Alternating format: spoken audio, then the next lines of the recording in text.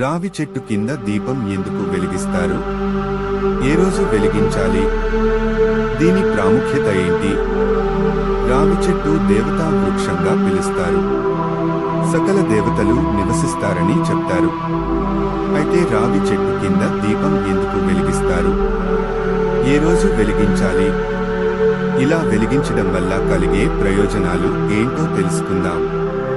సనాతన ధర్మంలో రావి చెట్టును చాలా పవిత్రమైనదిగా, దైవ వృక్షంగా భావిస్తారు. అందుకే ఎల్లప్పుడూ ఈ చెట్టుని పూజిస్తారు. రావి చెట్టు విష్ణువు, లక్ష్మీదేవి నివాసం అని పురాణాలు చెబుతున్నాయి.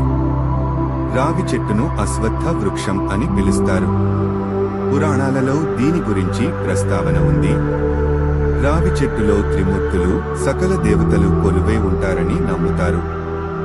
అలాగే రావి చెట్టు కింద పూర్వీకులు నివసిస్తారని, దాని చుట్టూ ప్రదక్షిణలు చేయడం వల్ల అన్ని రకాల పాపాలు తొలగిపోతాయని నమ్ముతారు. రావి చెట్టు కింద దీపం వెలిగించడం వల్ల అనేక విధాలుగా మేలు జరుగుతుందని పురాణాలు పేర్కొంటున్నాయి. రావి చెట్టు కింద దీపాలు వెలిగించడం వల్ల దేవతల ఆరాధన జరిగినట్లు భావిస్తారు. ఇలా దీపం వెలిగిస్తే లక్ష్మీదేవి సుఖ సంతోషాలు ప్రసాదిస్తుందని నమ్ముతారు. రావి చెట్టు కింద నిత్యం దీపం వెలిగించడం వల్ల జీవితంలో డబ్బుకు, ఆహారానికి కొదవ ఉండదని భావిస్తారు. ముఖ్యంగా సాయంత్రం పూట రావి చెట్టు కింద దీపం వెలిగించడం వల్ల పితృదేవతలు ప్రశాంతంగా ఉండి కుటుంబంలో ప్రశాంత వాతావరణం నెలకొనేలా ఆశీర్వదిస్తారని విశ్వసిస్తారు. శనివారం ఎందుకు దీపం వెలిగిస్తారు?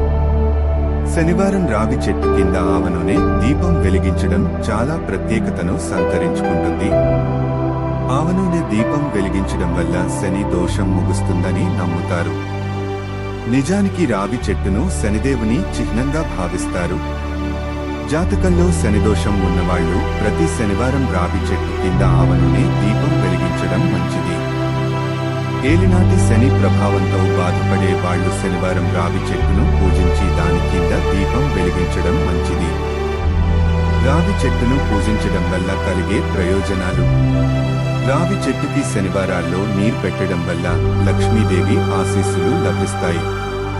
కానీ పొరపాటున కూడా ఆదివారం రావి చెట్టుకు నీరు సమర్పించకూడదు, తాకకూడదు.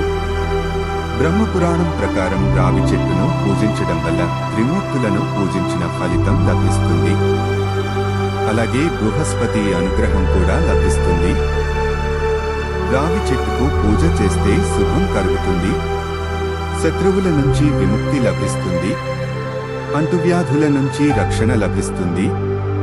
భగవద్గీత ప్రకారం శ్రీకృష్ణుడు రావి చెట్టులో నివసిస్తుంటాడని అంటారు. అందుకే ఈ చెట్టును ఆరాధించడం వల్ల కృష్ణుడి కరుణాకటాక్షాలు పొందుతారని చెబుతారు. ఈ చెట్టు నీడన కూర్చుని గాయత్రీ మంత్రం జపించడం వల్ల 4 వేదాలు చదివిని పుణ్యం లభిస్తుందని విశ్వాసం. వినాయకుడికి రావి ఆకులు ఎంతో ప్రీతికరం. హిందూ ఆచారాల ప్రకారం ఆధ్యాత్మికతను పెంచి ప్రశాంతతను కలిగించే అద్భుతమైనదిగా ఈ చెట్టును భావిస్తారు. సంతాన ప్రాప్తి కోసం ఈ చెట్టు చుట్టూ ప్రదక్షిణలు చేసి ముడుపులు కట్టడం చేస్తారు. భర్తకు దీర్ఘాయువు ఇవ్వమని కోరుకుంటూ పెళ్లైన స్త్రీలు రావి చెట్టుకు చుట్టూ రక్షా సూత్రాన్ని కడతారు. ఇలా చేయడం వల్ల వివాహిత సౌభాగ్యం కలకాలం ఉంటుంది. గమనిక పైన ఇచ్చిన సమాచారం నమ్మకాల మీద ఆధారపడి ఉంది. ఇంటర్నెట్లో దొరికిన వివరాల ఆధారంగా ఇచ్చా. ఇది కేవలం సమాచారం కోసం మాత్రమే. పైన చెప్పిన విషయాలకు భారతీస్ ఓన్లీ గోడ్స్ రిలేటెడ్ ఛానల్ ఎలాంటి బాధ్యత వహించదు. మీకు ఏమైనా అనుమానాలు ఉంటే సంబంధిత నిపుణులను సంప్రదించండి.